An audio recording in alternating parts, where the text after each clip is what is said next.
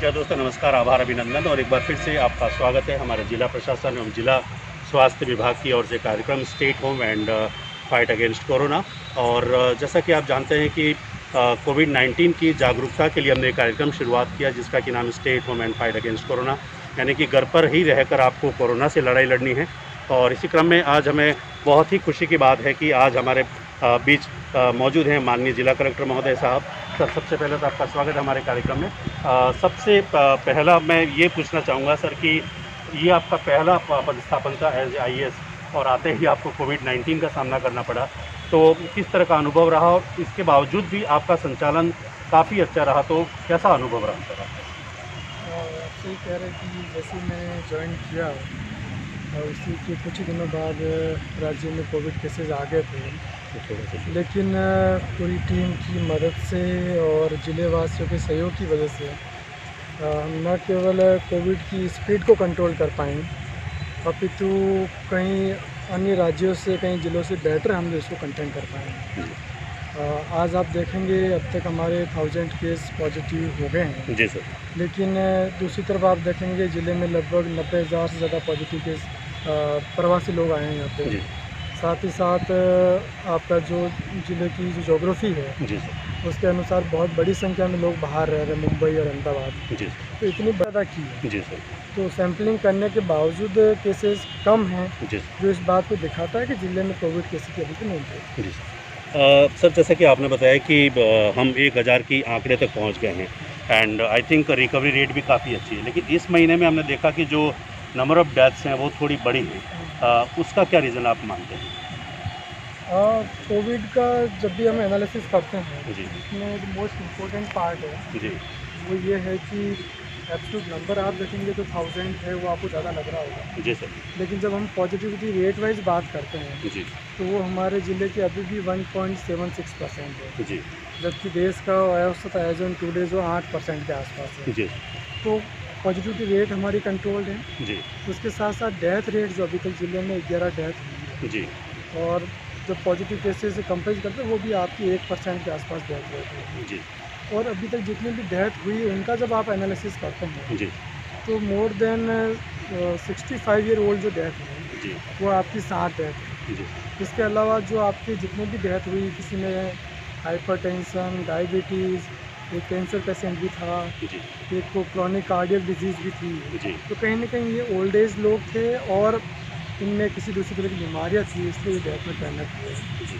साथ ही साथ कुछ केसेस हमारे ऐसे भी हुए जिसमें बहुत कम एज के और सिटी के जो हमारे मशहूर डॉक्टर की डेथ हुई है। जी। लेकिन इन सभी को देखते हुए भी अभी तक आप देखेंगे तो ज़िले में डेथ और पॉजिटिविटी दोनों ही कंट्रोल में है, लेकिन साथ ही साथ हमें सावधान रखने की बहुत ज़रूरत जी है। सर। सर, आपके सानिध्य में काफ़ी अच्छी कार्यों का संपादन हो रहा है। इस फाइट अगेंस्ट कोरोना में स्वास्थ्य विभाग, पुलिस विभाग और अन्य विभागों का संबंध में किस तरह से आपने रखा और कितना कुछ आपको हेल्प मिल रही है? कोई भी आपदा हो, उसमें सभी विभागों का और समस्त लोगों का सहयोग बहुत ज़रूरी हो जाता है, जी सर। और ये हमें कोरोना के दौरान देखने को मिला है। इस लड़ाई में हर व्यक्ति ने अपना योगदान दिया है, चाहे हमारी चेकिंग हो, स्क्रीनिंग हो, ट्रीटमेंट हो, होम क्वारंटाइन की पालना हो, लोगों ने अपने लेवल पे भी इसका पूरा ख्याल रखा है। तो पुलिस प्रशासन, चिकित्सा प्रशासन, इवन शिक्षा विभाग, जी सर। अध्यापकों ने इस पूरी मुहिम में बहुत बड़ी भूमिका निभाई है। नगर परिषद और विभिन्न विभागों की जो सफाई कर्मी हैं उनकी बहुत महत्वपूर्ण इसमें भूमिका रही, और राजस्व विभाग तो ऑफकोर्स इस पूरे मैटर को प्रायोरिटी पे डील कर रहा था। जनप्रतिनिधि जो हमारे उनका अच्छा सहयोग मिला, और मोस्ट इम्पोर्टेंट जो सहयोग मिला है जी। वो हमारे समस्त आम नागरिकों का मिला है, जिन्होंने जो भी भारत सरकार के द्वारा और राज्य सरकार द्वारा और जिला प्रशासन जो डायरेक्शंस दिए हैं उनकी पूर्ण पालना की है। जी। उसी की बदौलत आज हम सुरक्षित हैं। सर, जैसा कि आपने जस्ट बताया कि 90,000 के लगभग प्रवासी लोग यहाँ पर आए हैं एंड हमारे पास जो सबसे बड़ी योजना है वो है नरेगा की योजना। नरेगा की योजना को छोड़ के बाकी कौन सी आपके पास योजना है जो कि प्रवासियों के लिए लागू होगी और वो वापस पलायन न करें, या जिसे कि हम कह सकते हैं आत्मनिर्भर भारत की तरफ क्या कुछ योजना है? नहीं, आप सही कह रहे हैं। नरेगा जो है वो हमारे ज़िले की लाइफलाइन है। जी। इस साल हमें जो 1,73,00,000 मानव दिवस का टारगेट मिला था, जी सर। जो 31 मार्च 2021 तक हमने करना है।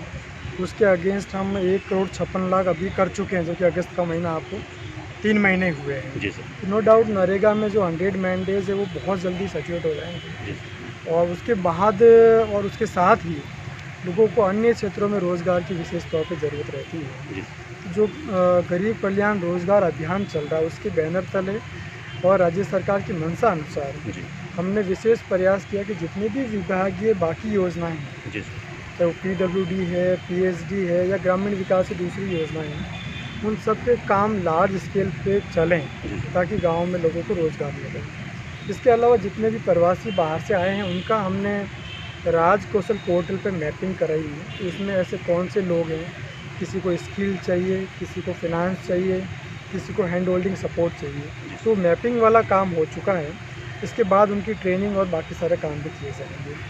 चूँकि हमारा ज़िला मोस्टली कृषि और पशुपालन पे डिपेंड है, तो अभी जिला प्रशासनिक विशेष प्रयास करते हुए विभिन्न योजनाओं का कन्वर्जेंस करते हुए लोगों की लाइवलीहुड को इंश्योर करने के लिए खेती में क्या नवाचार लाए जा सकते हैं, किस तरीके से इसमें लाइवलीहुड बेस और सस्टेनेबल लाइवलीहुड को हम प्रमोट कर सकते हैं, इसके लिए हमने एक स्पेशल कमेटी बनाई है, उसमें अपनी रिकमेंडेशन दे दी है और बहुत जल्दी हम इसको एग्जीक्यूट करेंगे। पिछले 5-6 दिन से मैंने देखा कि शहरों में पेशेंट्स ज़्यादा बढ़े हैं। सागवाड़ा टाउन की बात हो या डूंगरपुर शहर में, और डूंगरपुर में तो नगर परिषद और सभापति जी की ओर से काफ़ी कुछ पहले किया गया, इसके बावजूद भी तो इसके लिए आपकी क्या कुछ तैयारियाँ हैं?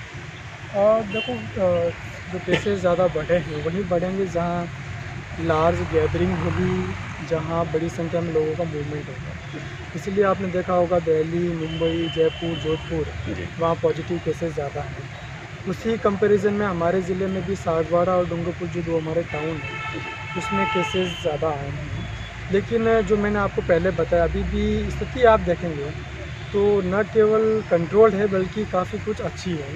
और इसमें जो हमारे शहर के जितने भी व्यापार मंडल हैं और जो निवासी, उनका बड़ा अच्छा सहयोग मिला है। अभी आपने देखा होगा कि डूंगरपुर शहर के अंदर टाइम फिक्स किया गया, दुकानें जो 6 बजे 7 बजे के बाद नहीं खुलेगी। रविवार को आपका जो मार्केट बंद रहेगा। इसी तरह सागवाड़ा में शनिवार रविवार को मार्केट बंद रहता है और बाकी दिवस भी आपके 6 बजे के बाद मार्केट बंद रहता है। ये कोई प्रशासन ने जाके किया हो ऐसा नहीं, ये व्यापार मंडल और स्थानीय व्यापारी स्वयं आगे आए कि कोविड केसेस को देखते हुए उनकी भी एक जिम्मेदारी निभाई उन्होंने।